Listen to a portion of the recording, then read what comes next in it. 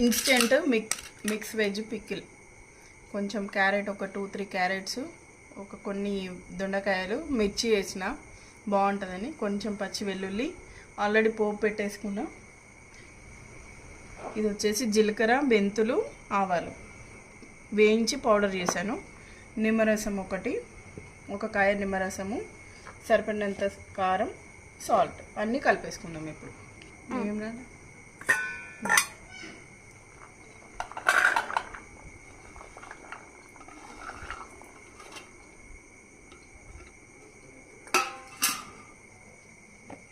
దీంట్లో ఒక 2 స్పూన్స్ సరిపోతుంది కారము, ఎందుకంటే మిర్చి కూడా ఉంది కాబట్టి.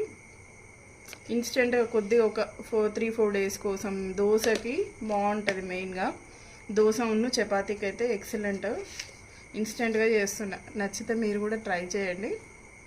సాల్ట్ చూసి వేసుకోండి, నాకైతే ఇది సరిపోతుంది, ఇంకెక్కువ.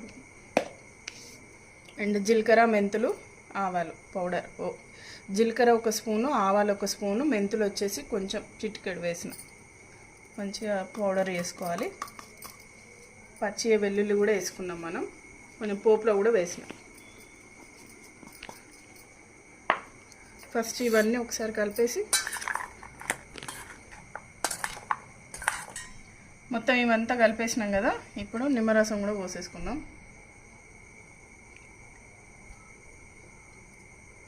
సరిపోతుంది ఒక నిమ్మకాయ, ఎందుకంటే మనం కొంచెమే పెట్టుకుంటాము, ఇది ఎక్కువ స్టోరేజ్ ఉండదు. ఏంటంటే మనకి ఇన్స్టెంట్గా కొంచెం తినాలి, ఇట్లా క్రంచీగా తినాలి అనుకున్నప్పుడు బాగుంటుంది. ఇప్పుడు ఇది కలిపినా కదా, ఒక 6-7 అవర్స్ వదిలేస్తే మనకి మంచిగా ముక్కకు అంతా పుల్లదనం పడుతుంది, బాగుంటుంది. ట్రై చేయండి మీరు కూడా, ఇన్స్టెంట్ ఫాస్ట్గా అయిపోతుంది ఇది. ఇంకే నూనె కూడా పోసేసుకొని కలుపుకోవడమే, అయిపోయింది.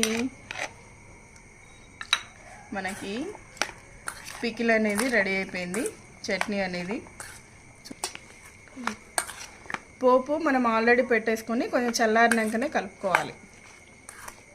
రెడీ అయిపోయింది మనకి పికిల్, ఇన్స్టెంట్ పికిల్. చాలా బాగుంటుంది, ట్రై చేయండి మీరు కూడా. నచ్చితే ఒక లైక్ అయితే ఇవ్వండి. బాయ్.